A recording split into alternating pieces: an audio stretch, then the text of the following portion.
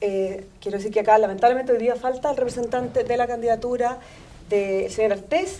Se excusó por no poder venir, pero tenemos de todas maneras a la mayoría de ustedes, entonces los voy a comenzar presentando.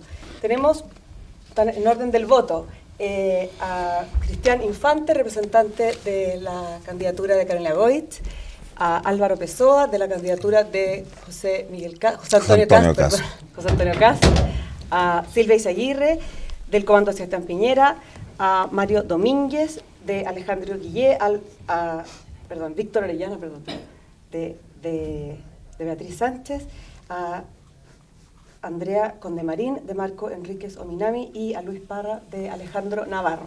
A todos ustedes, buenos días nuevamente, y empezamos. ¿Vieron el debate de ayer? ¿Tuvo debate? Sí. ¿Qué tal? Por supuesto. Estaban allá, me imagino. No. Yo tampoco. Por la ¿No lo televisión. No estaba trabajando. Bueno, lo que les quería decir en el fondo es que son bastantes, entonces es difícil mantener una conversación entre 8 o 7 personas. Entonces les voy a pedir que, para que optimicemos el tiempo y hacerlo ágil, ojalá más ágil que lo que vimos ayer, hagamos respuestas cortas. Yo les voy a hacer preguntas súper concretas. Hay derecho acá de réplica si quieren, no estar tomando el tiempo ni tiempo, basta, creemos aquí en la autorregulación, vamos a ver cómo funciona. Si se desordena, también me guardo el derecho a moderar como estoy aquí sentada. Así que vamos a hacer preguntas súper concretas y al final le vamos a dar el espacio también. Hay varios alumnos que me imagino tienen ganas de preguntar y por eso están aquí también.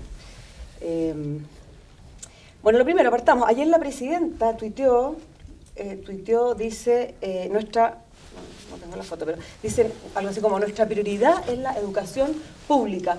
Podemos partir en orden, si quieren por allá, por Luis. Dice, nuestra prioridad es la educación pública. Me gustaría saber, primero, ¿cuál es la prioridad del programa, el programa de los candidatos al que ustedes representan, y cómo se materializa esa prioridad súper concreto en el programa, sobre el que todavía están trabajando? Bueno, la prioridad para el senador Navarro también es la educación pública. Eso se materializa a través de una reforma constitucional, sin la cual cualquier otra reforma no deja de ser sino algo muy superficial. Por ejemplo, el artículo 19, número 10, que establece el derecho a la educación, señalando que es el derecho de los padres de elegir el establecimiento en el cual se educan sus hijos y el deber del Estado de amparar el ejercicio libre de este derecho. Esto creemos que tiene que ser modificado, estableciendo el derecho a la educación como un derecho de los padres y como un deber del Estado de entregar educación pública gratuita y de calidad. Asimismo, en el artículo 19, número 11, que es de la Constitución Política también, se establece la libertad de enseñanza, que es expresión del derecho de propiedad en materia constitucional, en materia de educación, que establece que la libertad de enseñanza consiste en el derecho de los particulares de abrir, mantener y administrar establecimientos educacionales, no siendo contrario a la moral, el orden público, las buenas costumbres y la seguridad nacional. Nosotros creemos que debe eliminarse el concepto de seguridad nacional, que no tiene nada que ver con la educación, y reemplazarse por la restricción respecto al tema del lucro, que la educación no podrá tener fines de lucro y que esta estará dirigida al bien común. Sin esas dos reformas fundamentales y sustanciales, creemos que cualquier otra reforma no pasa de ser un mero barniz en materia de reforma a la educación hoy día, y por tanto planteamos de partida y en la base una reforma constitucional que nos permita avanzar en reformas estructurales de la educación, como son las que el país hoy día, y así lo han expresado los diferentes actores sociales de la educación a través de sus luchas, a través de su movilización a lo largo de todos estos años. O sea, para sentarse a conversar, una reforma constitucional. Así es. Bien, súper concreto. Andrea. Nosotros como progresistas y en el programa de Marco hemos recalcado la necesidad de separar aguas. No creemos que, primero, la educación pública, la pública, la que maneja el Estado, debiera ser manejada por el Estado y no otra vez como es hoy día a través de... Esa es la prioridad también del programa de ustedes. Es que sí, lógicamente tiene que ser la prioridad porque son recursos públicos. Y para ello nuestra primera inversión sería al menos 100 millones de pesos para cada uno de los liceos para prepararlos, dejarlos bonitos, porque es importante la estética cuando uno quiere educar. Y como la educación se da en el aula, creemos que la verdadera revolución debe ocurrir en el aula. O sea, educación pública en los colegios, no en el sistema universitario. En los colegios, para partir. Para partir. También en la educación pública, ahí hay un tema que es un poco más complejo, porque hay universidades que cumplen un rol público, como, por darte un ejemplo, la Universidad Católica.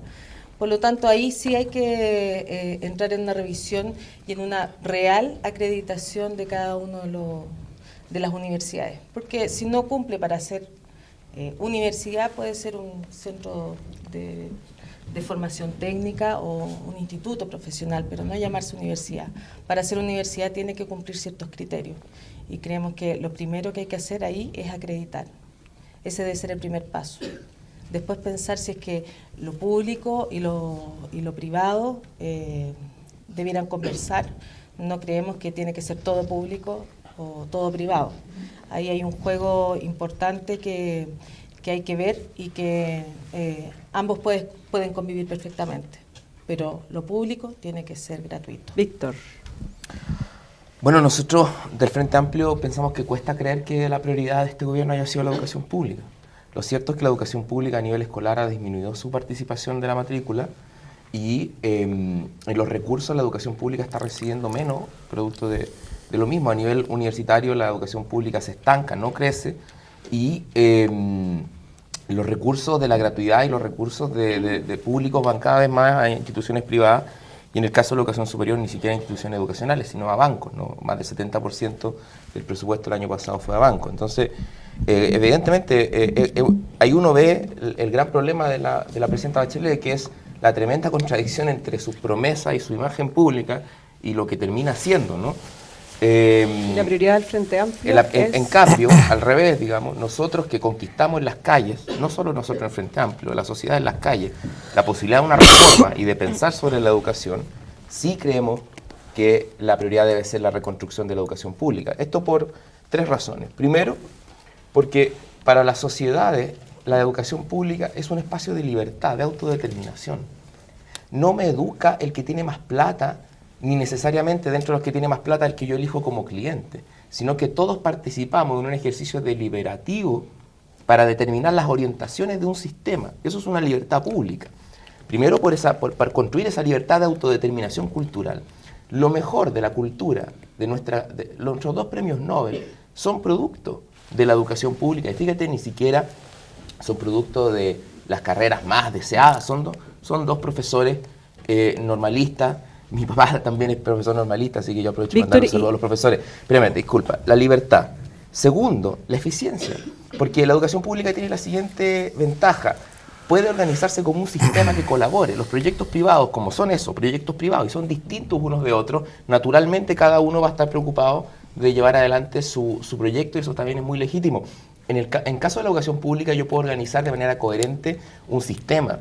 Entonces, cuando ese ejercicio de libertad lo transformo en un sistema, efectivamente la sociedad puede construir una tarea educativa racional, no como lo que tenemos hoy día, que es una selva, y eso no tiene ninguna libertad para nosotros. Entonces apostamos en todos los niveles a que la educación pública sea mayoritaria y sea gratuita. Esto no lo vamos a hacer de un día para otro, es muy difícil. Quizás, además de contrariar sus promesas, la presidenta Bachelet tendía a prometer cosas. ¿Estoy hablando de colegios o universidad? Todos los niveles. Todos los niveles. La educación pública, la prioridad de ustedes es la educación pública. En todos los niveles. En colegios y universidades. En todos los niveles. Y básica y inicial también. ¿Y cómo se materializa? Por eso te decía gradualmente. Nosotros pensamos en un plan de reconstrucción que avance de manera sistemática, pero no necesariamente de un día para otro. Esto no lo podemos hacer de un día para otro. Quizás la presidenta Bachelet en eso fue muy... se comprometió con cambios que en educación tienen una naturaleza más compleja. Y creemos que mientras más apoyo reciba nuestra candidatura, estos contenidos van a tener más fuerza en el debate público. También sabemos que ninguna fuerza política hoy día en Chile va a poder hacer las cosas sola. Nosotros estamos conscientes de eso y vamos a conversar con el que haya que conversar para sacar adelante este país. Pero sí creemos que quien tenga un compromiso por la educación pública y quiera reconstruir la educación pública, en esta vuelta va a tener que votar por el Frente Amplio. Mario. Sí, Bueno, ustedes son como la candidatura a la continuidad, finalmente. Exactamente. Bueno, decir que, bueno, primero agradecer la invitación, saludarla a todos y a todos. Y obviamente la prioridad es la educación pública.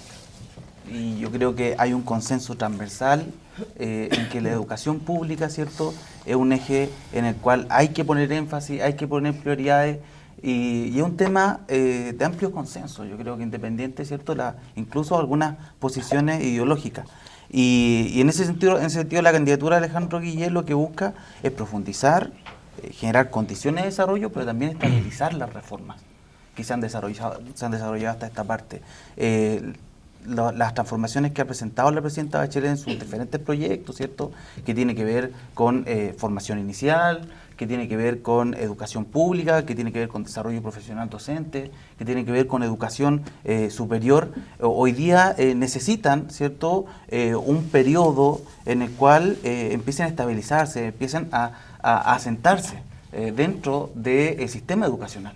Acá ningún proyecto, ninguna reforma educacional es una cuestión que va a generar resultados inmediatos o vamos a ver ciertos índices que cambian en 4 años, en 2 años, ¿cierto? Acá hay procesos, ¿cierto? Y evidentemente acá lo que busca la candidatura de Alejandro Guillet es, junto con profundizar ciertos principios, seguir avanzando, es generar condiciones para que estas reformas vayan asentándose y vayan haciendo... O sea, seguir adelante con el proyecto actual que está en discusión. Pero también tiene que ver, ¿cierto?, con continuidad y cambio. O sea, hay muchas cuestiones que hay que rectificar, hay cuestiones de participación, hay cuestiones que tienen que ver en cómo se elaboran los proyectos de ley, en cómo nosotros vamos a generar condiciones para que estos proyectos de ley tengan mayor legitimidad, para que las mismas comunidades escolares tengan mayor vínculo, mayor identidad, ¿cierto?, con las reformas que se están haciendo. Y eso es un trabajo, que es el trabajo de la instalación de la reforma, que yo creo que es una parte que incluso es de mayor desafío que el desarrollo de los mismos proyectos de ley, que en general, ¿cierto?, son grandes avances, pero que son cuestiones que hay que implementar. Ahí hay un cambio. Silvia. No, para nosotros no es una prioridad la educación pública, para nosotros la primera prioridad, y lo digo súper claro, son los niños. Esa es nuestra primera prioridad. Y en especial con foco en los niños más vulnerables que tienen menos oportunidades hoy para acceder a una educación de calidad. Por lo tanto, nuestro foco son los niños, y niños vulnerables existen en el sector particular subvencionado y en el sector público. Y cada uno de estos sectores tiene falencias. El sector público tiene sus falencias, al igual que el sector particular subvencionado. La calidad en ambos sectores deja mucho que desear, y nuestro foco junto con los niños es cómo podemos ofrecer a todos los niños de Chile calidad y equidad. Y para ello, ¿qué hemos pensado? Súper concretamente, fortalecer la educación parvularia, ¿verdad? Extender la educación gratuita y universal a partir de los 2 años, hoy día es desde los 4 años. Creemos que si no tenemos una educación parvularia de calidad para todos los niños en Chile, no vamos a poder avanzar en equidad. Y luego, respecto de la calidad, un foco fuerte en lo que es innovación pedagógica. Nos hemos preocupado en los últimos años de la macroestructura de la educación. Nosotros creemos que lo que importa, lo fundamental, se juega en el aula, en el docente y su interacción con el estudiante. Y el sistema educativo tiene que estar construido para que eso funcione. Y lo que hemos visto es al revés, igual que el proyecto de municipalización ahora, del cual yo estoy a favor de la desmunicipalización, ¿verdad? Pero ¿qué es lo que es este proyecto? Parte desde el Ministerio de la Organización del Estado y de ahí baja hacia el aula. Tiene que ser al revés. El aula tiene que estar en el centro, el corazón del sistema educativo, y todo el sistema tiene que apoyar a que eso funcione. Y para eso queremos crear una unidad de innovación pedagógica en el Ministerio de Educación y un fondo concursable de innovación pedagógica para que los establecimientos puedan innovar, sobre todo en el área didáctica, que es donde tenemos las mayores falencias. Eso es en breve. Muchas gracias. Álvaro. Bien, Bárbara, muchas gracias.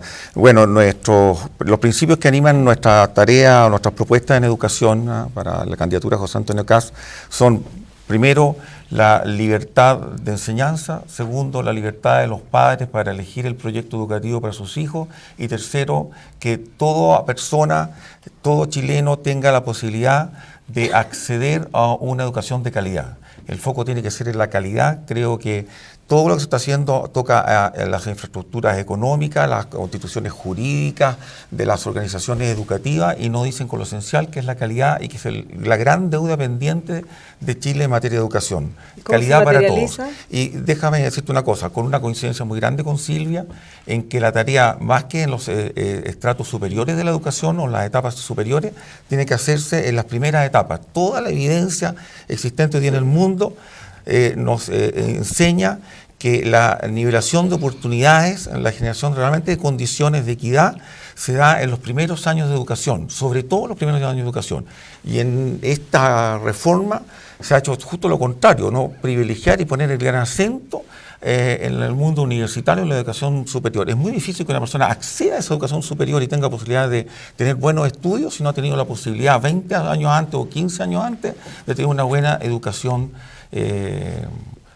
básica o preescolar. Y el trabajo obviamente tiene que focalizarse a través de subsidios, ¿no es cierto?, que permitan y fondos concursables que permitan mejorar la calidad, el acceso universal a esa educación temprana y desde luego poner el acento en lo que ocurre dentro del aula, ¿no?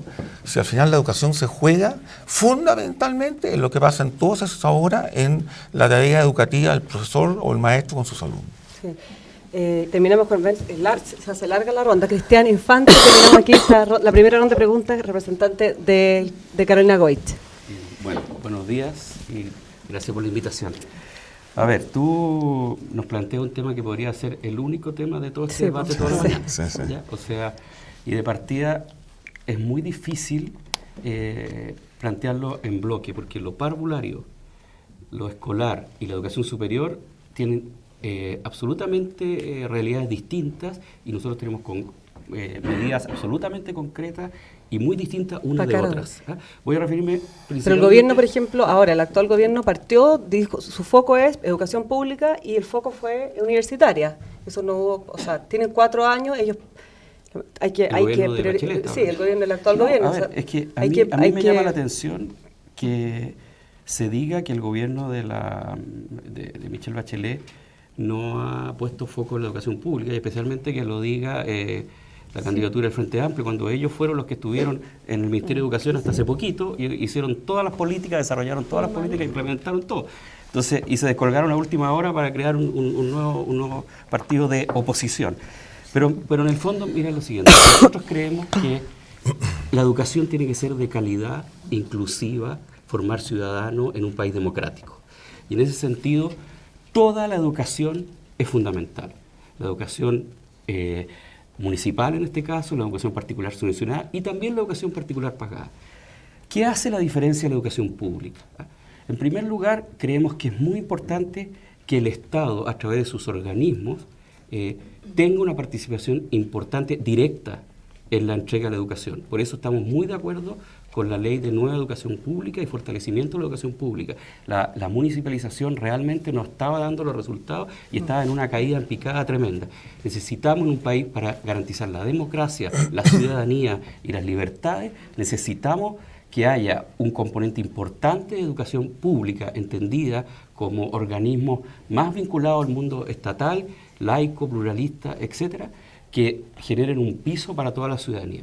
Pero también, para efectos democráticos, necesitamos que todas las posibilidades, las formas de ver el mundo se manifiesten de una manera plural. Y por eso nosotros apoyamos un sistema mixto en que tanto el mundo particular subvencionado como el mundo público se fortalezcan.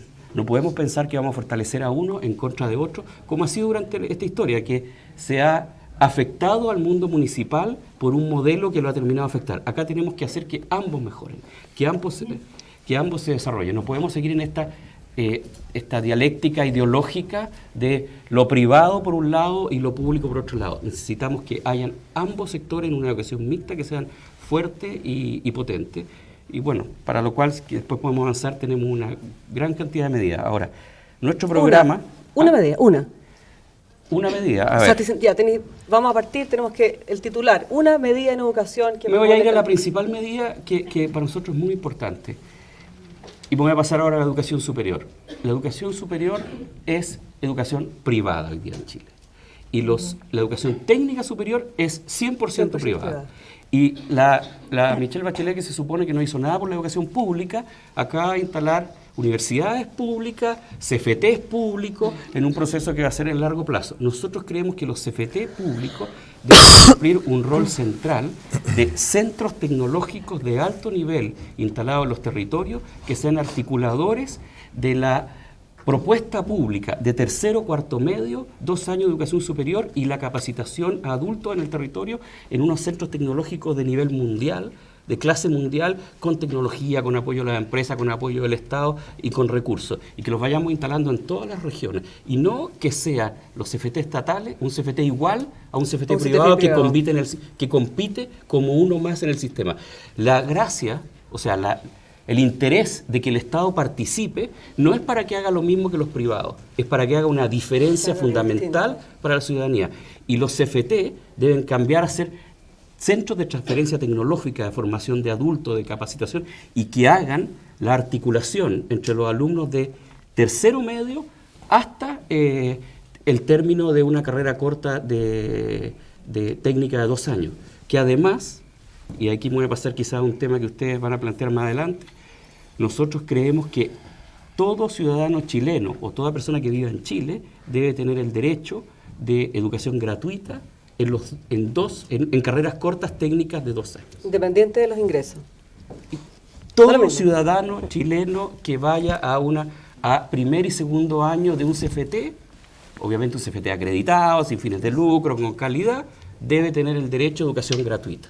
¿Ya? ¿Por qué? Porque la discusión de gratuidad que tenemos es una discusión de gratuidad que es muy interesante, pero va a requerir un tiempo, y un tiempo largo para instalarse. Y hoy día tenemos que priorizar a aquellas personas que la educación técnica de 2 años es un camino fundamental de desarrollo, ¿eh? y de crecimiento. Hay que pensar que hoy día, los países desarrollados. hay que pensar que hoy día el 40% de las personas que estudian CFT lo hacen la noche y son adultos que tienen niños que tienen que trabajar, sacan la mugre estudiando la noche, porque es la única manera de progresar en este país. Silvia, voy a partir por aquí ahora, porque el tema de la gratuidad, al principio hay bastante consenso acá en algunos temas, eso es interesante saberlo, pero el tema de la gratuidad, especialmente en el sector que representa Sebastián Piñera, sacó mucha roncha en un comienzo, después de ya que llevamos 4 años ya de implementación, donde sea a 50% del sector más vulnerable, no el 50% de toda la población, sino el sector más vulnerable, son cerca, no sé si estoy equivocado, 170.000 alumnos, algo así, que tienen acceso a gratuidad hoy día. ¿Ha cambiado la visión original, o sea, a lo que ya se ha implementado hasta ahora? ¿Ha cambiado la visión original para continuar por ese camino, o se va a poner freno a eso y van a seguir por otro lado? A ver. Porque ahí hay una propuesta bastante, hay una propuesta distinta, digamos, de poner la gratuidad en otro foco. Sí. El tema de la gratuidad no tiene que ver con estar a favor o estar en contra, sino que tiene que ver con cuáles son las prioridades más urgentes que enfrenta hoy día el país. El 70% de los estudiantes más vulnerables que estaban en educación superior tenían becas hasta el arancel de referencia y tenían un crédito para pagar la brecha, y lo que hace la gratuidad, ¿verdad?, es entregarle gratuidad hasta el arancel real, ¿verdad?, es financiar esa brecha. Y nosotros estamos de acuerdo, ¿verdad?, con el 50%, creemos que nos hubiera gustado quedarnos en el 50%. ¿Por qué? Porque el aumentar, el financiar esa brecha del 60% para cubrir el arancel real, ¿verdad?, esos recursos nosotros creemos que hoy día se requieren más en educación parvularia. Y de hecho les quiero contar algo. El Ministerio de Educación hoy día separó el PASE, que es un programa propedéutico en los establecimientos públicos, en los colegios de tercero y cuarto medio, para enseñarle a los niños, digamos, y prepararlos para la educación superior, para que tengan más oportunidades para llegar a la educación superior. Porque el problema que tenemos hoy día es que los niños más vulnerables no están llegando a la educación superior, por el sistema de acceso y también por la baja calidad de la educación. Bueno, ese programa se terminó el financiamiento prácticamente, porque hay que financiar este 60%. Las escuelas que están hoy día entregando enseñanza a los niños que desertaron del sistema escolar, me comunicaron que les bajaron a la mitad el presupuesto. ¿Por qué? Porque hay que financiar ese 60%. Entonces es un tema de prioridades. Yo no estoy en contra per se de la gratuidad, al contrario, ojalá todo fuera gratuito, pero el punto es, ¿qué es hoy día más importante? ¿Verdad? Que eso hoy día es lo que más urge. Y yo considero que tenemos que avanzar en educación parvularia. En educación parvularia tenemos una cobertura menor que en educación superior. tenemos una cobertura más inequitativa que en la educación superior. Por lo tanto, creo que los recursos primero hay que invertirlos ahí, y muy de acuerdo con lo que dice Cristian, nosotros también proponemos una gran reforma en técnico profesional, pero a diferencia de Cristian, creemos que los estudiantes a partir de tercero medio que elijan técnico profesional podrían optar a hacer su especialización profesional, técnico profesional, en los CFTs de calidad que ya existen hoy día y que van a ser los futuros CFTs estatales, así como también los CFTs privados que existen hoy día y que son de excelente calidad, por ejemplo como el DUOC, y eso no solamente, eso te reduce los años de formación en la educación superior. En los otros países del mundo, para que pero la te gente reduce sepa, también los años del colegio, o sea, No. llevas 3 hasta segundo medio. No, porque tú tercero y cuarto medio lo haces, ¿verdad? Y haces tu formación general en la escuela y tu formación profesional en el CFT en educación superior, como lo hacen los países desarrollados en el mundo hoy día, ¿verdad? Esa es la línea de nosotros, más flexibilidad, tratar de responder a las necesidades que tienen los estudiantes. Los estudiantes, por ejemplo, fortalecer la formación dual, pero si un estudiante quiere ir al DUOC y hacer su formación profesional en el DUOC, perfecto, o en el INACAP o en el CFT estatal de calidad, maravilloso que lo haga ahí, su formación general en el colegio, ¿verdad? Y así tenemos un sistema mucho más O dinámico. sea, no se que acaba la gratuidad queda en el 60 y se priorizan recursos para preescolar o educación básica. para preescolar y para técnico profesional. Cristian quería hacer aquí un Sí, comentario. solo comentar lo que está diciendo Silvia. Yo creo que todos estamos de acuerdo que los alumnos de sectores más vulnerables que salen de cuarto medio puedan ir a cualquier CFT. Pero eso es fácil decirlo, pero imposible hacerlo. O sea, yo fui director de un colegio en Pudahuel. ¿Y qué es lo que pasaba? Llegar a dialogar con los CFT, INACAP, DUOC, etcétera, etcétera, para que me reconocieran los recorridos de mis alumnos es imposible. Porque en un sistema escolar regulado, en su currículum, y en un sistema de educación superior absolutamente desregulado, en que INACAP, DUOC y todos tienen mallas distintas, no es imposible para un chiquillo o una chiquilla poder hacer esa trayectoria. Entonces, finalmente, estamos afectando a todos esos niños. Por eso que nosotros planteamos que por eso que es la diferencia, la importancia de la educación pública, porque la educación privada tiende a la desregularización y por lo tanto impide las trayectorias de las personas, porque yo tengo que terminar acá y para ir a otro lado tengo que hacer todo de nuevo. Y por eso estamos planteando los CFT estatales, que tomen a estos alumnos en tercero medio y hagan una continuidad de 4 años o de 3. Ojalá el mundo privado se pueda dar estándares de acreditación tal como hay con las universidades. Llevamos 20 años tratando de crear un marco de articulación que haga esos estándares. Y los mismos que dicen que lo van a hacer, nunca lo hacen. Bueno, aquí tenemos una opinión de Víctor. Mira, acá lo fundamental. Mario, perdón, Mario Víctor. Acá lo fundamental, como dice Silvia, tiene que ver con los niños. Yo creo que es una cosa que estamos todos de acuerdo, los niños y los jóvenes. Pero para eso tiene que haber una institucionalidad que te ordene eso, porque tú ¿cómo llegas a los niños? No llega, ¿cierto?, el presidente de la República, el Ministerio de Educación, los subsecretarios, no llegan directamente a los niños. Llegan mediante instituciones, llegan mediante procesos, llegamos mediante procedimientos. La escuela es un procedimiento, ¿cierto? Son comunidades que hay que ordenar, que hay que organizar. Y por eso es importante la educación pública y por eso es importante también el sistema educacional en general. Y la idea es un sistema mixto, ¿cierto? Un sistema donde exista libertad de enseñanza, que no es lo mismo de libertad de mercado en educación, ¿cierto? La libertad de enseñanza tiene que ver con las particularidades que entregan aquellos proyectos que no están en el mundo público, ¿cierto? Y que vienen a contribuir al desarrollo nacional con esa riqueza. Y lo importante del mundo público es que ordena esa realidad y permite ejecutar, permite desarrollar.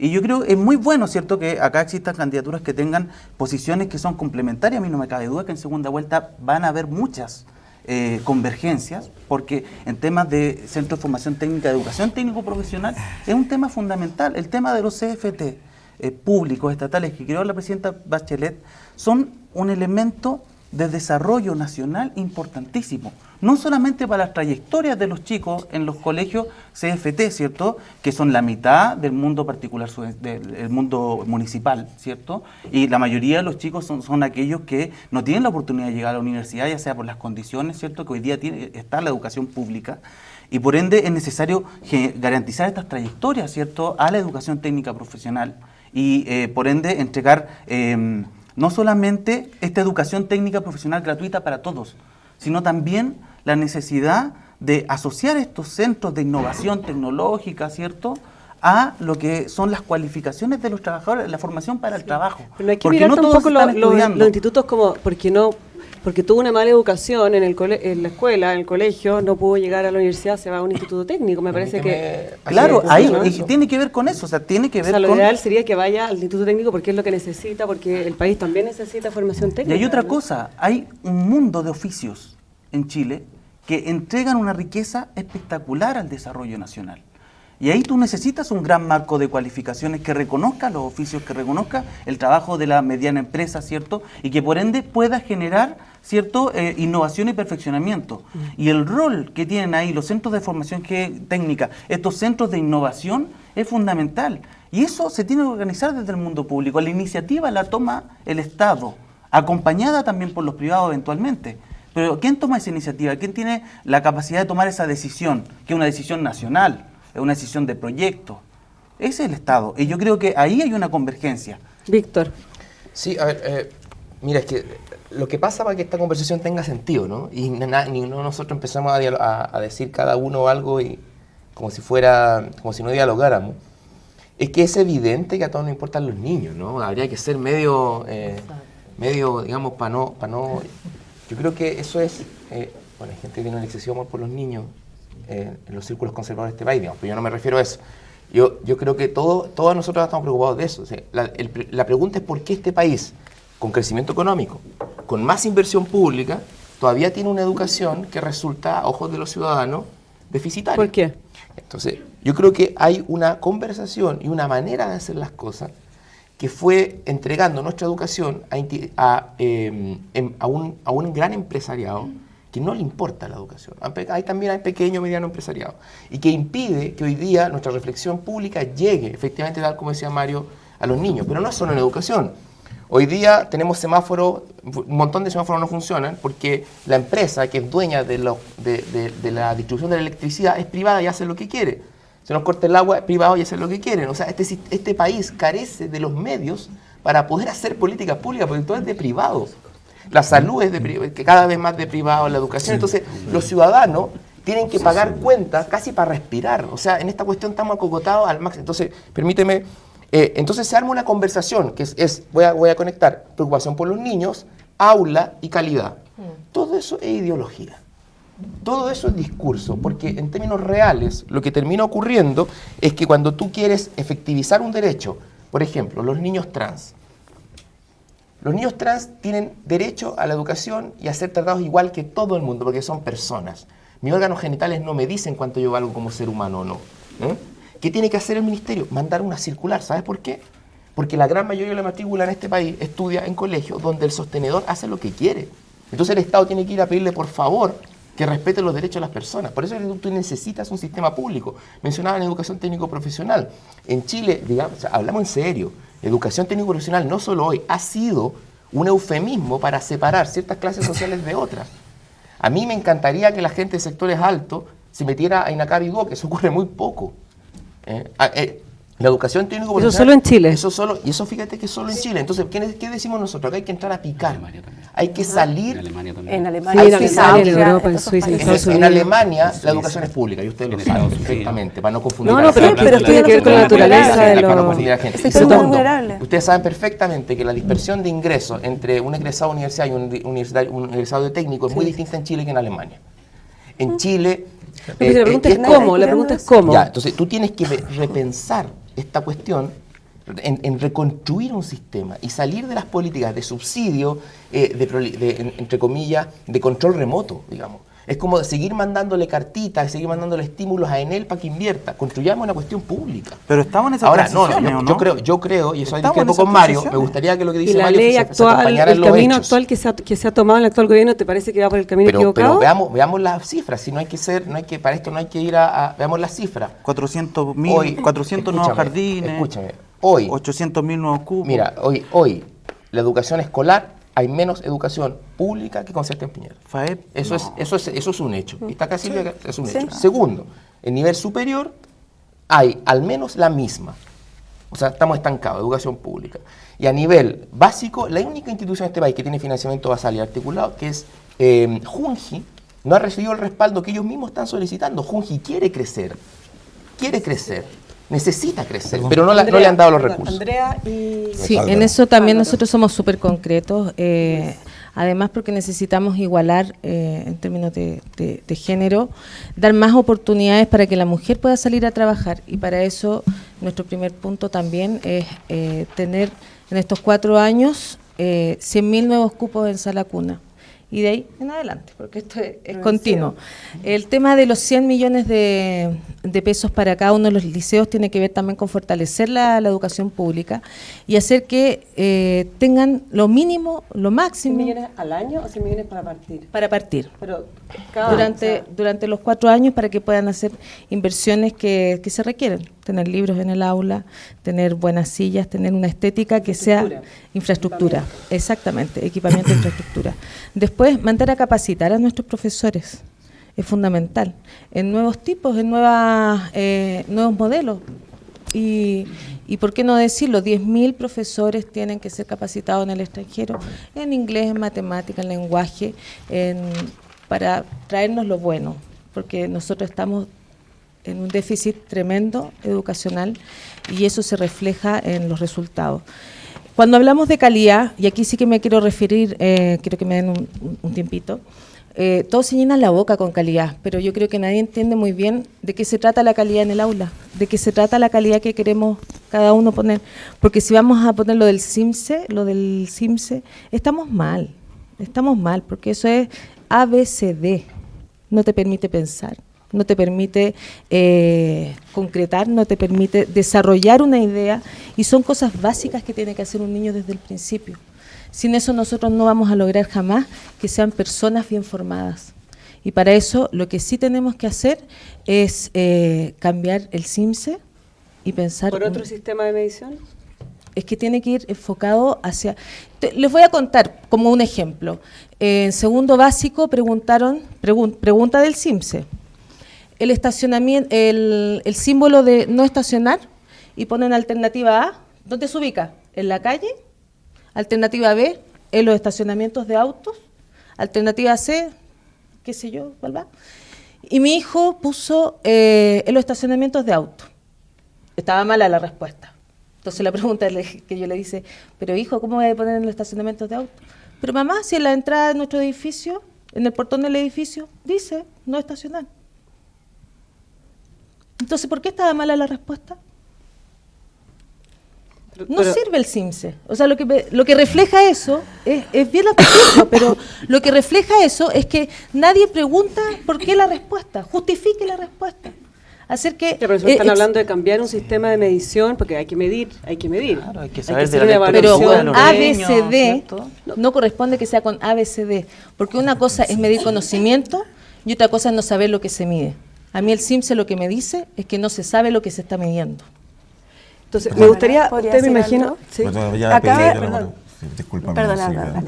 Bueno, o sea, yo quería hacer un contrapunto con Víctor. Yo creo que no puede ser catalogado de ideológico preocuparse de los niños, de la calidad y de las cosas que él menciona como ideología. A mí me parece, por contrario, absolutamente ideológico pensar que toda la provisión educacional de un país tenga que darlo el Estado. Yo no dije Hay toda. que, Acá nadie ha dicho, perdón, sí, no, nadie pero ha ha puesto dicho claramente y que tiene que estar todo A mí me como centralizado. la guagua, o sea. por si acaso. Pero, ¿perdón? Aquí también No, puedo no, comer pero la eso no es guagua. necesario, por pero si nadie... acaso. Pero, Sí, a mí también me preocupa, no entiendo por qué.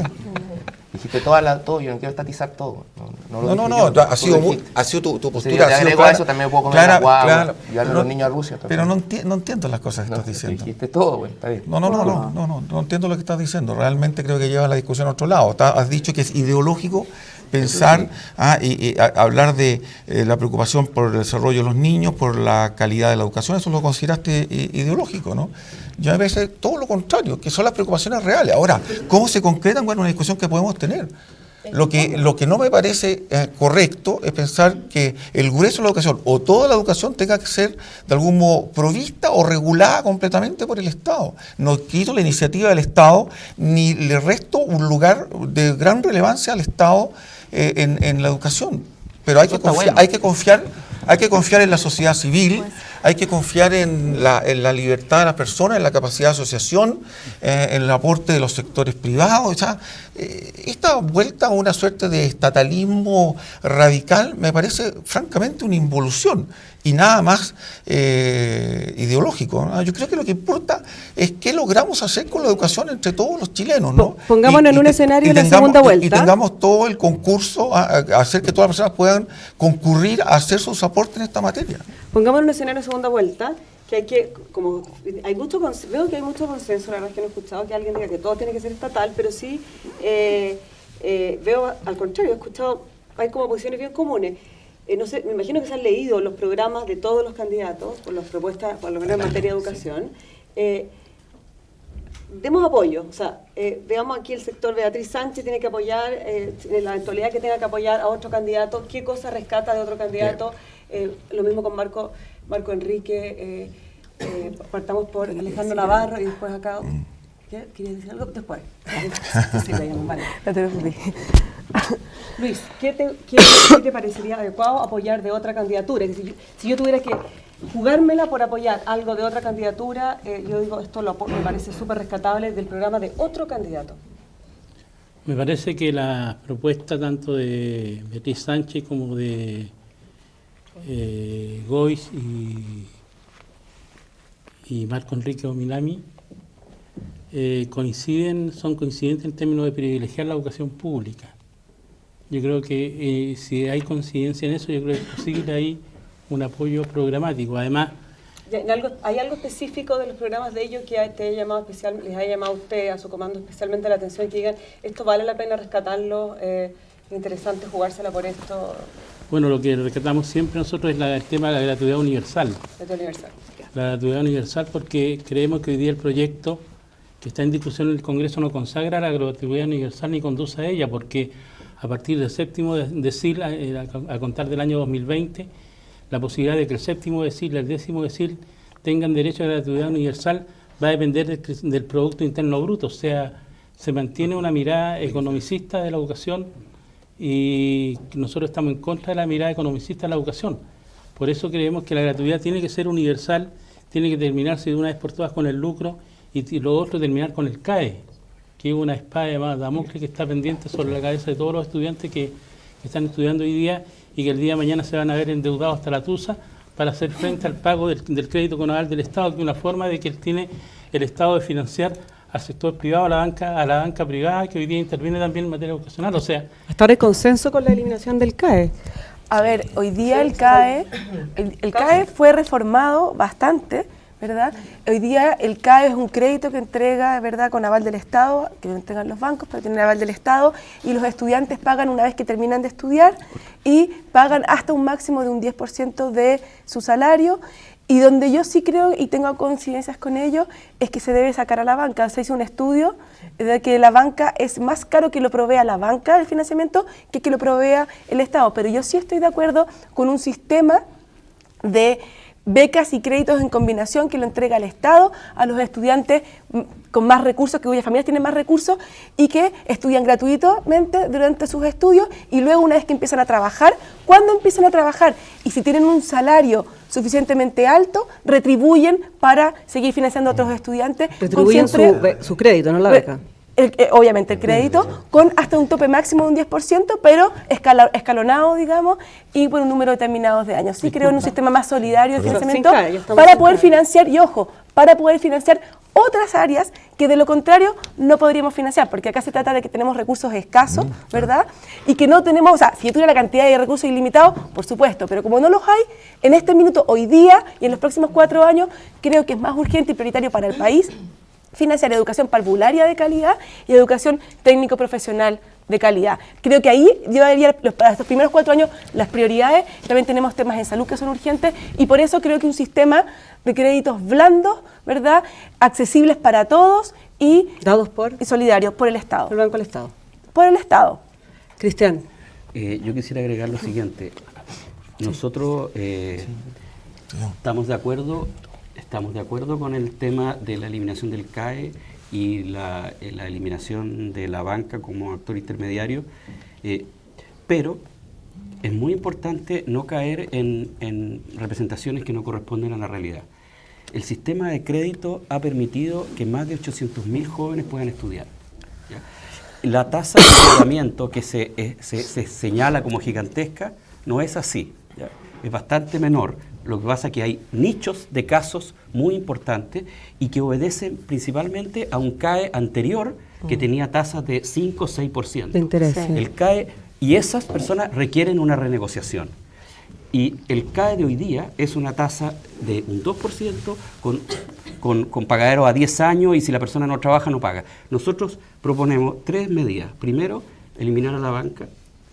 Segundo, que la institución que puede conseguir los créditos más blandos es el mismo Estado con bonos en el extranjero, que pida dinero lo más barato posible y lo traspase a los alumnos universitarios con un sistema claro de pago a 10 años, porque tenemos que lograr la tasa más barata de financiamiento del alumnado. Con las condiciones de pago como las que tiene el CAE actual. No, condiciones de pago en el que los alumnos no paguen más del 10%. ¿Cómo ahora? Pero nosotros decimos que así como al inicio de la gratuidad, mientras tú estudias, considera los deciles para gratuidad, becas y créditos, al momento del pago también considere los deciles. Porque ¿qué es lo que pasa? Tú tienes un chiquillo de Pudahuel, estudia en la Facultad de Derecho de la Universidad de Chile y gana 4 millones de pesos. Y tienes un chiquillo de San Miguel que estudia arte en otro lugar y gana muy poca plata. ¿Por qué tú no puedes cargar incluso porcentualmente el 10%? ¿Ah? Algunos tendrá que ser menos del 10%. ¿Ya? O sea, vamos a tener que definir según porque si no, tú estás priorizando carreras, estás afectando carreras que no tienen retorno económico para el sujeto. Entonces, nosotros creemos que esto del 10% no tiene que ser parejo, sino que también hay que construir deciles a futuro que tengan que ver con el ingreso y hacer el porcentual también distinto. ¿De acuerdo por acá con eso? Mira, lo fundamental, como propuesta, Alejandro Guiller va a terminar con el CAE.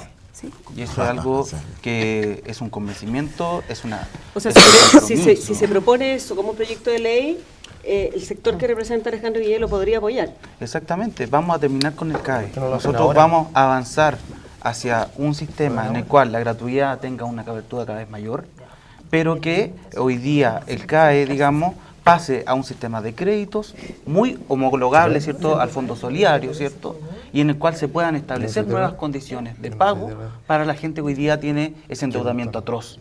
Y fundamentalmente las condiciones de pago ya las ha ido dando el sistema. Yo creo que en ese sentido hay que tomar la experiencia que se tiene. El Fondo Solidario, en términos de la forma en la cual se está pagando la retribución del Fondo Solidario, ha establecido ciertos comportamientos que, si bien no establecen el grueso del retorno, sí establecen niveles de comportamiento y premia a aquel que tiene la posibilidad y la constancia de pagar, ¿cierto?, eventualmente en un crédito estatal. ¿Y crédito sin restricciones? Porque de todos modos el acceso al CAE hoy tiene bastantes restricciones. Es que fundamentalmente acá hay que construir un sistema que mezcle gratuidad, ¿cierto?, y ahí es importante, ¿cierto?, llegar a los 7 primeros deciles, ¿cierto?, y ese es un compromiso, otro compromiso de Alejandro Guiller, vamos a avanzar hasta los 7 primeros deciles en gratuidad, para avanzar hacia la gratuidad universal posteriormente, ¿ya? Y el resto, ¿cierto?, aquellos estudiantes que no puedan optar, que fundamentalmente es la clase media, ¿cierto?, y sectores también acomodados, ¿cierto?, La clase media es la que necesita puedan el optar a un sistema de créditos que sea flexible. Y esto es importante porque es una inversión para el país. Porque cuando tú estás permitiendo que la gratuidad avance a llegar a sectores medios, hace que esos sectores medios puedan invertir esos recursos en otras cosas. Y hay un tema de productividad, hay un tema de dinamismo de la economía, hay un tema de cómo hoy día entregamos oportunidades y hacemos que estos profesionales se desarrollen. Porque hoy día el problema que tienen los profesionales cuando salen de la universidad es que este tipo de crédito, esta alta tasa de endeudamiento, no permite el emprendimiento, no permite la innovación, no permite el desarrollo. Y ahí hay un círculo virtuoso que hay que desarrollar y que la educación superior hoy día, en los términos que está, no ha podido desarrollar. Acá nadie está diciendo que se va a estatizar todo. Obviamente la educación pública es fundamental por lo que hablábamos, porque es una columna vertebral, es un elemento orientador del resto del sistema. Pero acá hay que generar condiciones para que aquellos profesionales que puedan salir tengan esas condiciones para el emprendimiento, para el desarrollo, para la economía del país. Acá se habla mucho del problema económico, pero el problema económico hoy día nos está asociando, y eso es lo importante, a un cambio estructural. Y yo creo que eso es lo importante que tiene la candidatura de Guiller, ¿cierto?, de el desarrollo del país, de hablar de una nueva economía. Y la nueva economía tiene que ver fundamentalmente con el desarrollo de la clase media. ¿Y cómo vamos a desarrollar la clase media? Víctor, dándole oportunidades. La eventual bancada que habría del Frente Amplio con la renovación del Congreso, ¿estaría dispuesto a apoyar un proyecto que elimine el CAE con las condiciones que ya hemos escuchado? A ver, primero yo protesté contra el CAE en 2005, era dirigente de la FECH, tuvimos reuniones con el señor Vitar, y ¿sabe cómo el señor Vitar argumentaba el CAE? Porque ahora estamos todos de acuerdo que hay que salir del CAE. Perfecto, lo celebramos, digamos, como una conquista de la humanidad, de verdad. Pero no del crédito. Pero no del crédito. Bueno, podemos discutir, podemos tener diferencias. Déjame contarte qué decía Vitar. Vitar decía, me preocupan los jóvenes, y esto se trata de equidad y calidad. Con ese discurso se metió el CAE, para que no lo olvidemos y para que ustedes no lo olviden. Por eso yo decía, ese discurso no produce, hay que entrar a picar, hay que conversar por fuera, porque si no terminamos en cuestiones como el CAE. Pero segundo, ya primera, sabemos lo que pasó. Estamos diciendo cosas correctas. Pero hoy día estamos en esta situación, vimos que se bajaron los intereses. Vamos a hacer una propuesta que la vamos a hacer durante las próximas semanas, que va a incluir esta cuestión, cómo salir del CAE. Y en eso estamos de acuerdo y creemos que tiene que hacerse un gran consenso nacional respecto a eso. Para nosotros eso tiene que ver con la expansión de la educación pública. No me quiero arrancar de lo que tú preguntas, que me parece que es la discusión fundamental para la gente que nos está viendo, para los jóvenes acá. ¿Qué va a pasar en segunda vuelta y qué va a pasar en el futuro? Nosotros sabemos que tiene que haber diálogo entre distintas fuerzas políticas. Pensamos que mientras más fuerza tenga la candidatura nuestra, más energía nueva va a someterse para reordenar el tablero político. Por ejemplo, con Cristian, que viene de la candidatura de Goich, no tengo ningún problema en conversar, me parece que hemos coincidido en otro foro, pero no sé qué me pasa con Mariana Elwin. Por ejemplo, con Silvia podemos conversar perfectamente, pero ahí no sé qué va a salir gente de la UDI que yo creo que no está a favor, por ejemplo, de la gratuidad. Entonces, tiene que producirse un reordenamiento de toda la política para que podamos avanzar en mayoría sustantiva. Nosotros sabemos. Por ejemplo, con Mario probablemente yo me pueda sentar y converse muy bien y pueda llegar a mucho acuerdo. Con Nicolás Izaguirre creo que es más difícil. Pero si hay un proyecto, súper concreto, hay un proyecto que elimina el CAE en las condiciones que ha discutido Silvia, donde hay coincidencia, al parecer aquí ya tenemos 4 coincidencias bastante amplias. Una bancada del Frente Amplio podría decir, sí, en realidad me parece sensato con esas condiciones, con 10 años plazo, pagando el 10%, un crédito entregado por el Estado. Por eso te digo siguiendo hablando de crédito todavía. Que yo no creo que la discusión sea CAE versus otra forma de crédito. Creo que eso no es una manera eficiente de entrarle. Creo que el gran problema que tenemos en Chile es el siguiente, que toda la relación financiera de la educación tiene que ver con el arancel y con el voucher. Entonces no se trata de ver cómo pagamos el voucher y el arancel. Se trata de salir del arancel. En ningún país del mundo el arancel es un componente tan relevante del financiamiento total de la educación. Entonces, por ejemplo, si yo te digo, vamos a ir bajando aranceles lentamente, y a medida que pasa el tiempo, la gente cada vez va a pagar menos, va a llegar un momento en que, te digo como camino a gratuidad, va a llegar un momento en que yo voy a pagar cada vez menos, y va a ser menos relevante ese costo, me refiero del arancel. Entonces es una estrategia no va a necesitar crédito, porque la universidad va a ser muy barata. O sea, te digo como estrategia de aproximación hacia allá, ¿ya? Entonces, en cambio acá la discusión es, tengo un arancel 100, ¿cómo pago ese 100? ¿Lo pago con crédito, con gratuidad? Y yo creo que eso es una discusión bien inconducente. Que lo importante es que hoy día hay que dar oportunidad a la gente. Sí, porque hoy día la universidad hoy día cuestan 300.000 pesos. Entonces, Luis, no podemos avanzar en 20 años en derechos para añadir sociales. Lo que decía hay que tomar medidas urgentes y de mediano plazo. Mario, ya se me olvidan los nombres. Víctor. Estoy totalmente de acuerdo. Hay un gran problema que hoy día... Perdón, para resumir, ¿ustedes no apoyarían un reemplazo del CAE por otro tipo de crédito entregado por el Estado? Te dije, yo sé, cuando tengas ese proyecto enfrente, por ejemplo, nosotros estuvimos dispuestos, las fuerzas que hoy día componen el Frente Amplio, estábamos dispuestos a apoyar el proyecto Harald Beyer.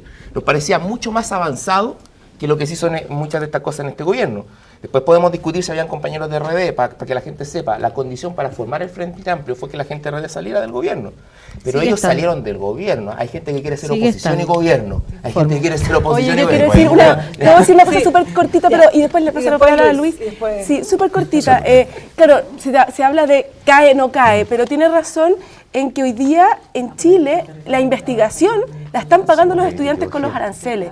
Hoy día Chile, el Estado chileno, aporta muy poco a las universidades en tema de investigación y eso se lo estamos cargando a las familias, ¿verdad? Y eso no puede ser. O sea, también nosotros estamos de acuerdo en que el Estado tiene que financiar de forma mucho más importante que lo ha hecho hasta ahora todo lo que tiene que ver innovación, tecnología y investigación en los centros de educación superior. Y eso, por supuesto, y eso, o sea, hay que incrementar, ¿verdad?, el apoyo del Estado justamente en esas áreas y eso alivianaría, ¿verdad?, los bolsillos de las familias porque tendrían que simplemente financiar su formación, pero no todo lo que... La investigación que hace no toda la investigación que tiene, que reporta beneficios sociales muy grandes. ¿De todas las universidades? De todas las universidades que hagan investigación y por supuesto no pueden haber universidades que no estén acreditadas. O sea, nosotros partimos de la base que toda institución tiene que estar acreditada. Mira, yo quisiera precisar un poco lo que es el concepto de beca y la distorsión que ha tenido hoy día el concepto de beca. Porque hoy día se entiende que la beca permite subsidiar el pago de la matrícula o del arancel. Pero históricamente beca ha significado algo distinto. Yo quiero manifestar a través de una experiencia personal. Yo estudié la enseñanza básica en un colegio público, eso que decía escudo de Chile en la entrada, la educación media también en un colegio público, y estudié Derecho en la Universidad de Chile absolutamente gratis, no pagué un solo peso durante mi estudio. Yo tenía una beca que era una ayuda que me proporcionaba la universidad, que era para pagar mis gastos ordinarios y corrientes. Yo con eso vivía y me financiaba mis estudios, mis separatas, mi almuerzo semanalmente y mensualmente, vivía con el aporte que me daba la universidad. Esa era la beca, así se entendió el concepto, históricamente el concepto de beca. También quisiera señalar que en el fondo el problema de la educación en Chile no es un problema técnico, es un problema político, es un problema ideológico, porque hoy día estamos insertos en el marco ideológico del neoliberalismo económico del Estado subsidiario. Nosotros queremos cambiar el modelo económico del Estado neoliberal y del Estado subsidiario hoy día, sobre todo en educación, partiendo por educación. Queremos un Estado distinto, un Estado de compromiso, un Estado al servicio del desarrollo, un Estado al servicio de las personas, que es un modelo de desarrollo distinto al que existe hoy día. Entonces, por eso que estamos planteando la exigencia que requiere un proyecto de educación pública para que esté acorde con estas exigencias que son las del mundo social, las de los estudiantes han manifestado en sus reiteradas movilizaciones, que no son un patrimonio del Frente Amplio, son un patrimonio de muchos sectores que hoy día están o no dentro del Frente Amplio, pero que han participado en las movilizaciones sociales que han dado lugar hoy día, porque si no hubiera existido el pingüinazo del 2006, en las movilizaciones del 2011, hoy día no estaríamos discutiendo educación, la educación sería un espacio residual y subsidiario, pero nosotros no queremos que la educación siga siendo un elemento subsidiario para el Estado, nosotros queremos que la educación sea un elemento de principal preocupación para el Estado y sobre todo y fundamentalmente la educación pública, la que es deber del Estado de entregar a los ciudadanos y a las personas. Vamos a, le quiero dar la palabra a los alumnos, así que una intervención y me gustaría que empiecen los alumnos preguntando. Perdón, yo quisiera disentir una vez más en lo siguiente. A mí me parece que lejos de excluir, eliminar, que son palabras que se escuchan mucho aquí, se trata de recurrir a todas las fuerzas vivas de la sociedad y a todas las posibilidades en la mejor combinación posible de financiamientos, ya sea vía créditos, sea vía pago directo, sea base gratuidad. Yo no pienso que la gratuidad universal tenga que ser un principio fundamental, eso me parece muy ideológico. Si una persona de clase alta puede pagar su educación, ¿por qué no se la paga? En un país que tenemos que tener conciencia que hay recursos muy escasos, y estamos, claro, hablando de educación, y es fácil que aquí, ante este grupo de alumnos y personas jóvenes, nosotros nos explayemos asignando recursos de educación como si educación, con toda la importancia que tiene, Bárbara, fuera el único tema que hay que resolver en este país, cuando tenemos problemas de seguridad, tenemos problemas de salud, problemas de infraestructura, problemas hospitalarios, etc. Entonces, ¿por qué una persona que puede pagar, esto me parece poco equitativo, que pague su educación? Ahora, cuando la que nos planteas tú de tu educación gratis, qué sé yo, me parece muy bien, pero era cuando, ¿qué porcentaje, con todo respeto, porque somos mayores, qué porcentaje de la población asistía a educación superior? Hoy día hay que financiar 8%. Hoy día hay que financiar una cantidad ingente. Entonces, a mí me parece, de acuerdo con la gratuidad cuando corresponda, quien pueda contraer algún grado de deuda razonable, y si la provisión de esa deuda la provee mejor el Estado, bienvenido el Estado. Y si la provee mejor los bancos, bienvenidos los bancos. Yo no creo que aquí haya que hacer exclusiones a priori, ¿no? Y eso sí que me parece tremendamente ideológico. Decir dos cosas, porque tú preguntaste en qué cosa podíamos coincidir. Desde luego coincidir en el énfasis en la educación preescolar. Segundo, coincidir en el énfasis en la educación técnico-profesional. Y tercero, en trabajar lo relevante, y que yo estoy de acuerdo, no se ha trabajado bien, que es trabajar lo que pasa en el aula, lo que realmente cambia la educación, y no seguir pegado en discusiones sobre macroestructuras, ¿no es cierto?, y el tema de financiamiento, que a veces que son herramientas o medios para un logro final, que es la educación propiamente tal del joven, ¿no? Todo lo demás es medio para un fin, ¿no? Cristian, y no es una petición de principio, me parece. La verdad es que la conversación estamos toda la mañana. Me parece muy interesante que se han dado una buena discusión, Cristian, y me gustaría que pregunten los alumnos, pero que le pregunten a uno, o sea, dirigido, para que así podamos tener más oportunidad de preguntas. Cristian, y cerramos con esto. Yo les recomendaría a los alumnos que están aquí que leyeran un documento que se llama La educación en la lupa de la UNICEF. Es un documento del 2015 y que dice que los desafíos del siglo XX, cobertura, acceso, continuidad de estudio y término de estudio, Chile es el país de Latinoamérica por lejos que los cumplió. Y tenemos otros sistemas que son más estatales, más no sé qué, más no sé cuánto, que están muchísimo más bajos que los sistemas de educación escolar que tenemos en Chile, por lejos, más con estándares superiores a Estados Unidos, incluso en la educación básica y media. Pero ¿qué dice, qué nos pasa a nosotros con ese desafío del siglo XX?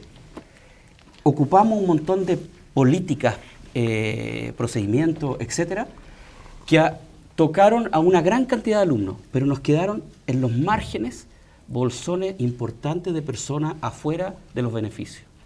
Una de las cosas que nosotros planteamos es que tenemos que cambiar las políticas para llegar de otras maneras a aquellos que quedaron fuera. En un momento, por ejemplo, estamos hablando de los niños que quedaron alejados de la educación parvularia, ¿ya?, por situación de migrante, por situación territorial, por situación de etnia, por un montón de situaciones. Muchos de la educación técnica, los niños con discapacidad. O sea, hay montones de espacios en que no hemos llegado con estas políticas y tenemos que recomponerlas en lo que son los desafíos del siglo XX. Pero luego la UNICEF nos plantea los desafíos del siglo XXI. Nuestro sistema escolar, que ha educado como nunca antes a los chilenos, tocó techo. Ya no podemos seguir con este sistema escolar con paredes cerradas, con niños sentados uno detrás de otro, con profesores exponiendo, sin uso de la tecnología, con un colegios que segregan y que no son inclusivos, donde no se trabaja colaborativamente, donde los espacios no son abiertos. Y hoy día el gran desafío de la educación chilena, junto con abordar a los que quedaron detrás del desarrollo, que hay que subirlos al desarrollo, hay que incorporarlo, hay que hacerlos participar y hay que hacerlos participar de los beneficios, es cambiar la manera que estamos enseñando. Y esto no es una novedad. Si a mí me tocó el año pasado recorrer 3 o 4 países donde ya hace 20 años está ocurriendo esto. Sí. Perdona, partimos con las preguntas. Totalmente. Yo quería hacer eso. Andrea. Sí, yo quería hacer eso. Respecto a la gratuidad, ¿qué tan libre es esa persona que tiene los recursos que tú dices? Del que el papá tiene los recursos, claro, porque el rico es el padre, no el hijo. Solo el 2% de la población. El 98% Menos, te diría que uno. no puede pagar la universidad. Pero ¿qué tan libre es de decidir lo que él quiere estudiar? Porque cuando depende de tu padre, cuando depende del que tiene las lucas, no sé, que quiero ser actor, no, abogado. Sabemos eso. Yo creo que eso es un estereotipo, tiene que ver con la libertad también de las personas. Estamos entrando ya en una serie de la cosas gratuidad que creo que no tienen nada que ver permite con la los hechos libertad. objetivos, La gratuidad permite la libertad. Y si es un 2%, como dice, bueno, Para ¿cuál todos. es el afán de cortarse las venas por eso? Mira, yo quería realmente responder un poco a Álvaro respecto al tema de la gratuidad. Yo creo que nosotros estamos a favor de la gratuidad universal. ¿Por qué? No creemos que tiene que ser una gratuidad restringida, porque creemos que la escuela pública, la universidad pública y también la privada debe ser un espacio de integración social, un espacio republicano de integración social. Ahora, ¿cómo pagan la universidad los hijos de los más ricos? A través de los impuestos que van a pagar sus padres. Eso es tan sencillo como una mayor carga impositiva para los más ricos. Entonces, a través de esa fórmula, ellos van a pagar la universidad también de sus hijos. Entonces, con eso tenemos personas que se van a educar en igualdad de condiciones. Va a ir el hijo del rico y el hijo del pobre, van a estar en igualdad de condiciones estudiando en un espacio común. Pero bueno, a ver, vamos a hablar a los alumnos que se mueren por preguntar. Ya. Ahí ¿están con micrófono? Se escucha. Ya, hola. Quiero hacer la pregunta a Silvia, que en un momento dijiste, partimos de la base de que toda institución debe estar acreditada. Pero me gustaría saber cómo van a fortalecer el sistema de acreditación para asegurar que los estudiantes terminen su carrera con la seguridad de que sus universidades tengan la acreditación necesaria. A ver, creemos que no pueden existir instituciones de educación superior que entreguen títulos y grados, ¿verdad?, y que no estén acreditadas. Eso no puede ser. Por supuesto, hoy día estamos en un sistema donde gran parte de la matrícula sí está acreditada, está estudiando en instituciones acreditadas, pero hay un porcentaje no despreciable de un 20% de matrícula que está en instituciones que no están acreditadas. Y eso es un problema y por eso hay que desarrollar una transición, ¿verdad?, para que esas instituciones que no están acreditadas tengan un tiempo suficiente para cumplir los estándares de acreditación con apoyo del Estado. Hay que crear una unidad de apoyo a esas instituciones para fortalecer en los aspectos que tienen deficitarios, ¿verdad?, y también informar a la ciudadanía de cuáles son esas instituciones para que los estudiantes que quieran postular a la educación superior, ¿verdad?, sepan de antemano qué instituciones están acreditadas y cuáles no. Los estudiantes que ya están estudiando, por supuesto, todo el apoyo para que puedan terminar. Y mientras están estudiando y mientras están funcionando estas instituciones, tienen que recibir todo el apoyo, porque la idea no es excluir, la idea es incluir a todos, pero asegurando un mínimo de calidad. Por lo tanto, ahí fundamental un apoyo del Estado para que puedan lograr la acreditación. ¿Podría agregar algo a esa respuesta? ¿Podría agregar algo? Sí, cortito. Mira, yo creo que hay elementos bien importantes acá. Nosotros estamos de acuerdo con la propuesta de que existe una subsecretaría de Educación Superior. Estamos de acuerdo con renovar la Comisión Nacional de Acreditación en una comisión que vele más por la calidad, y estamos de acuerdo con condiciones acotadas que existe una superintendencia que esté mirando la vía financiera de las instituciones. Y también creemos que hay un error en la legislación respecto a los administradores profesionales provisionales, que genera dificultades muy grandes para intervenir universidades que están en falencia. Debería haber un cambio ahí y además un sistema predefinido de continuidad en otras universidades cuando hubieran crisis, para que no estemos en ese lugar vacío en que qué vamos a hacer, sino que la cosa esté predefinida, que todos los alumnos se van para allá. Sí, totalmente. Hay otra pregunta. Mi pregunta es para Silvia también. Me pareció que se mencionó muy poco o se discutió muy poco acerca de lo que es el ingreso a la educación superior, y a mí como estudiante universitaria sí me preocupa mucho eso, y escuché a Silvia mencionar que había muchas falencias en el sistema de ingreso. Yo lo considero que con eso se refiere a la PSU. Me gustaría saber cuáles son las propuestas que tiene el gobierno de Sebastián Piñera, si es que planea un cambio en la prueba de selección universitaria o no, porque me parece personalmente brutal no poder estudiar donde quiero y lo que quiero por quedar un punto abajo. A ver, nosotros hemos postulado de que el sistema de admisión hoy día, sobre todo lo que tiene que ver con la PSU, la institucionalidad de la PSU, es una institucionalidad muy precaria. La prueba PSU cuesta carísimo por estudiante, lo financia el Estado, lo administra la Universidad de Chile con un secretismo que ni siquiera las universidades que participan del CRUCH pueden ingerir, y la calidad de la prueba es de muy baja calidad, siendo que es una prueba extremadamente cara. Nosotros postulamos de que tiene que haber una agencia independiente, no estatal, ¿verdad?, pero tampoco que sea de una universidad, que esté a cargo de la prueba, que sea una prueba que no tenga sesgo ni de género, que sí los tiene la PSU, ¿verdad?, y que no tenga sesgo tampoco socioeconómico, ni tampoco sesgo curriculares como lo tiene hoy día la PSU con la carrera técnico profesional y la científico humanista. Tiene que ser una prueba que pueda predecir mucho mejor desempeño futuro. Pero como sabemos que la calidad hoy día de las instituciones de educación escolar no es igual para todas, y como sabemos además que lamentablemente el capital cultural de las familias pesa mucho en los resultados de estos estudiantes en las pruebas. Creemos que hay que combinar, ¿verdad?, PSU con otros tipos de instrumentos que permitan mayor inclusión en la educación superior, pero creemos que, y eso, ahí está el ranking, ahí hay combinaciones de PSU con ranking, y también están los propedéuticos, que creemos que es importante y que hay que apoyarlo. Este gobierno prometió 800 escuelas en propedéuticos, tenemos 400 y se paró absolutamente este año. Creemos que esa política hay que incrementarla, y además queremos hacer una academia. Una de nuestras propuestas es utilizar la tecnología para llegar a más estudiantes, ¿verdad?, y más escuelas con cursos de profundización y con ayuda de un propedéutico a nivel nacional virtual para todos los estudiantes que no tienen los recursos, ¿verdad?, para pagar un preuniversitario, para prepararlos a partir de primero medio, no para dar la PSU, no, para que tengan los conocimientos y las competencias, ¿verdad?, que van a necesitar para después desempeñarse en la educación superior, y no solamente en la educación superior, también en la vida. Competencias de matemática, competencias de biología, de física, etcétera. Es un ambicioso plan que trata de democratizar la educación con mayor acceso y para que los alumnos puedan profundizar en sus áreas que más necesitan. Víctor, quería complementar. El Frente Amplio se va a comprometer con acceso universal a la educación superior. En el futuro no te vas a medir por un puntaje para lo que quieres ser. Va a costar mucho ser profesional para gente que tiene distintas aptitudes, pero todo lo podemos lograr con trabajo y con colaboración de la sociedad. No va a ser inmediato, pero nuestro horizonte y nuestro compromiso es avanzar hacia el acceso universal a la educación. Sin prueba de selección. ¿Sí? Es avanzar hacia allá. Avanzar sin prueba. Pero las universidades no tienen... En el horizonte, sí. Pero las universidades no tienen autonomía entonces para elegir sus estudiantes. Esta transformación nosotros no pretendemos decretarla, así como que mañana se acaban las pruebas. Argentino, vamos a avanzar. Muchos sistemas de educación son así. Uno de ellos es el sistema público y el sistema argentino. Universidad de Buenos Aires, por ejemplo, que tiene premios Nobel, y no como nosotros en literatura, en ciencias duras. Es decir, no es cierto que la Universidad de Buenos Aires es una universidad de mala calidad. Eso no es verdad, es una universidad de punta. Eso es posible, porque a todos ustedes le dijeron alguna vez que valían por su puntaje. Ustedes no valen por su puntaje. Valen por el trabajo, por el sacrificio, por la formación, por la formación que tuvieron. Quiero decir una cosa súper chiquitita. La Universidad de Buenos Aires tiene abiertas sus puertas a todos los estudiantes que entran. Su tasa de titulación es del 6%, claro. Y ese 6% que se titula y tiene un título son las personas más ricas de Argentina.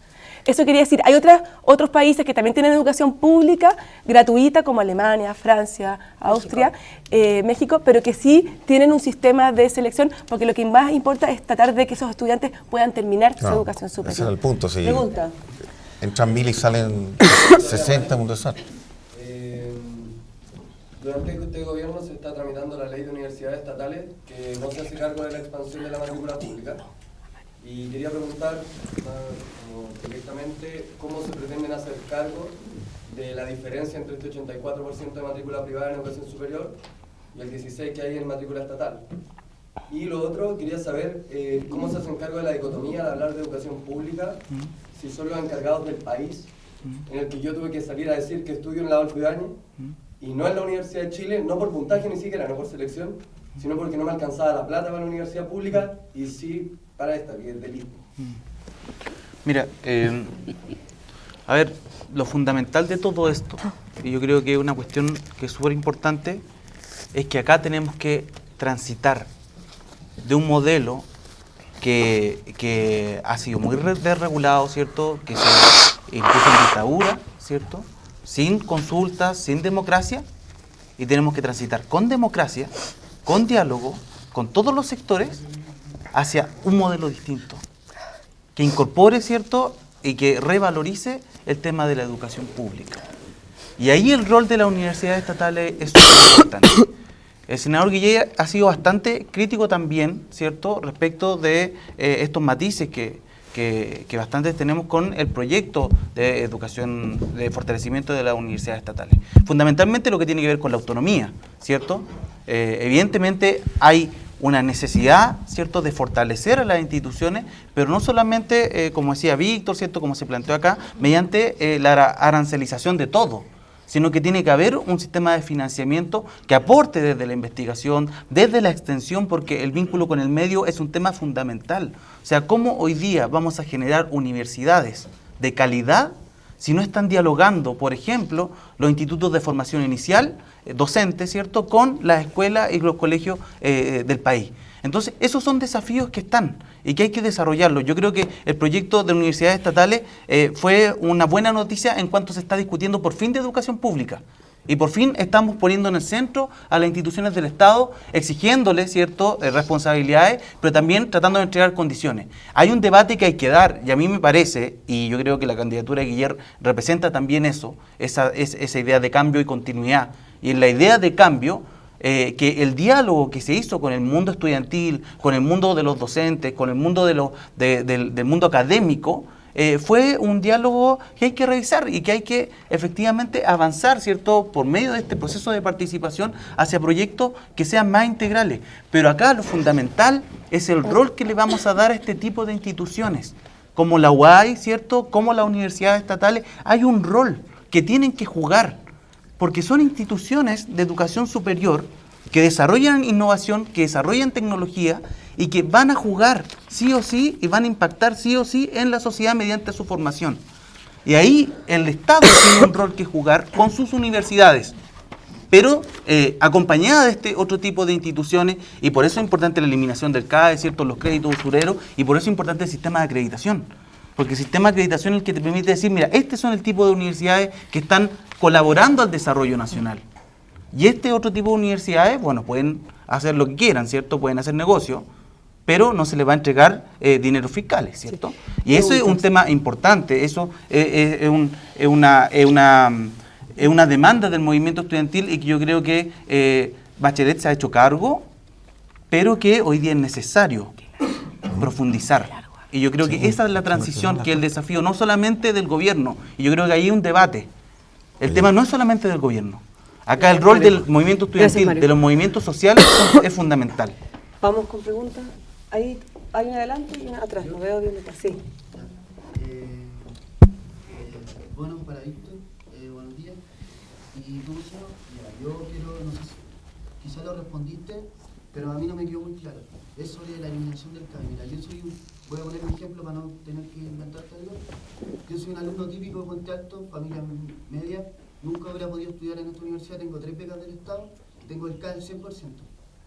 ¿Qué va a pasar si eliminan el CAE? ¿Cómo yo voy a poder pagar una universidad como esta? Quisiera saber si es que va a existir la condonación de la deuda para alumnos que ya tienen el CAE y pues, la mayoría lo quería eliminar. Quisiera saber qué va a pasar. Porque quieren no ponerle... Mira, qué buena que hiciste esa pregunta. Parecido al caso mío, de hecho. Yo no tuve el CAE, pero terminé el año pasado a pagar mi universidad para que 3 carreras estudié una. Ya. Nosotros vamos a hacer una política responsable de salida del CAE, que significa no asignar nuevos CAE, crear nuevos cupos en las universidades públicas para suplir lo que produce el CAE. Y a quien ya tiene CAE, vamos a hacer una política de condonación. Nosotros nos vamos a comprometer con la condonación de la deuda. No solo porque esa deuda es terrible para quienes la sufren. Mi hermana tiene CAE, yo sé lo que es tener CAE, acá se habla de educación TP, mis hermanos también estudian en educación TP, mis amigos del barrio estudian en educación TP y hay gente que se llena la boca con eso y que nunca lo ha vivido. Y que se llena la boca con los vulnerables y se va a vivir lo más lejos posible de gente vulnerable, gente que se llena la boca con eso, ¿no? Entonces, nosotros vamos a hacer una política responsable de salida del CAE y de condonación, pero principalmente porque es una deuda ilegítima. Porque en los contratos CAE vienen cláusulas abusivas y varios tribunales ya han fallado de que cuando un contrato tiene cláusulas abusivas, ese contrato no es válido. Entonces vamos a ser responsables de eso. No lo vamos a resolver de la noche a la mañana, pero nos comprometemos, hemos estado comprometidos desde siempre. Alguien me lo dijo, es cierto, el movimiento estudiantil no es del Frente Amplio, es verdad, pero hemos estado comprometidos hace mucho tiempo. Desde inicio de los 2000 con esta lucha. Hemos dormido en toma, hemos salido a marchar, hemos recibido presiones. El director de mi colegio, por querer organizarme cuando era estudiante secundario, llamaba a mi mamá al trabajo de mi mamá para acosarla para que le echaran. Hemos soportado todo eso. Toda esa historia está en esta fuerza política también, no solo en esta. Y vamos a ser fieles con ese compromiso, no la vamos a jugar al final. Vamos a hacer una política seria de condonación. Sí, tu pregunta era sobre todo porque ha habido sectores de la sociedad que han dicho gratuidad para las universidades que firman el convenio de gratuidad y cero financiamiento a los estudiantes que estudian en universidades que no están en convenio con gratuidad, como esta universidad. Esta universidad está fuera de eso. Nosotros, y está acreditada, por supuesto. Entonces. Es que hay personas que dicen que no tienen que recibir ningún tipo de financiamiento de los estudiantes porque está la gratuidad para los estudiantes que están estudiando en instituciones que tienen convenio con gratuidad, y las instituciones que están fuera de ese convenio, ningún financiamiento a sus alumnos. Nosotros decimos no, financiamiento también a todos los estudiantes que estudian en instituciones acreditadas, aunque no tengan convenio de gratuidad, pero con un sistema, como les decía, de beca y crédito solidario. Adelante viene la pregunta, sí. Le quiero preguntar a Víctor, ¿cuál es su visión que tiene sobre la educación, sobre el sistema educacional que existe en Estados Unidos, siendo que es el más caro y que es uno de los mejores? Mira, Estados Unidos es tan grande que tiene distintos sistemas. Lo que tiene muy bueno universal es la educación escolar, que es fundamentalmente pública, que es gratuita.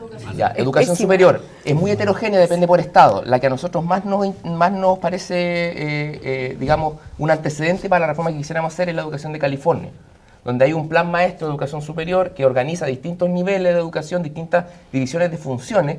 Fue una de las experiencias de educación superior más exitosas del mundo. Hay otros estados que tienen educación más privada, pero una cosa por lo que tú señalas. Una de las razones por las que se terminó el sistema de educación pública en California está en crisis es porque se empezó a gastar más plata en cárceles. Nosotros vamos para allá. Tenemos cada vez más presos y justo, mira, acá hay gente fanática de los vulnerables, de la gente vulnerable, que para mí odio decir vulnerable, ¿no? Pero hay gente fanática de eso, me refiero en el país, no en este panel, digamos. La cárcel son todos pobres. Gastamos más plata en cárcel. Quizás si gastamos más plata en educación, también en inicial, vamos a gastar menos plata en cárceles y podemos aprender de la experiencia de California. En Estados Unidos hay muy buena educación pública. Es heterogéneo, pero hay muy buena educación pública. Estados Unidos tiene una pésima educación escolar a nivel mundial, reconocida por ello. Es el país que gasta más plata por estudiante en educación escolar y que tiene un desempeño bastante pobre y el más pobre de todos respecto a su nivel de desarrollo. Yo creo que yo soy súper crítica de la educación de Estados Unidos. Atrás. En escolar. Benjamín. Yo. Mi pregunta a Víctor no es muy relacionado al tema que estaban hablando, pero creo que no es un tema que hay que dejar de lado. Una cosa es tener educación de calidad, ya sea párvulo, colegio o universidad, y otra cosa es el acceso y la cobertura que hay hacia ella.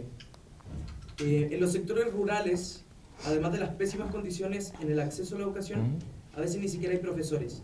¿Hay algún proyecto en su programa de educación que ayude directamente a los sectores rurales? ¿A los sectores rurales? Sí. Mira, qué bueno me pregunta eso, porque nosotros tenemos una concentración de los servicios y los profesionales en las metrópolis, en Valparaíso, Concepción, Santiago. Te lo digo como incluso experiencia vital. Yo soy de un pueblo chico de 10.000 habitantes y yo sé lo que tener un almacén, una escuela, y que llevar profesionales ahí es muy complicado porque a los profesionales les gusta tener sueldo un poco más alto, ¿no?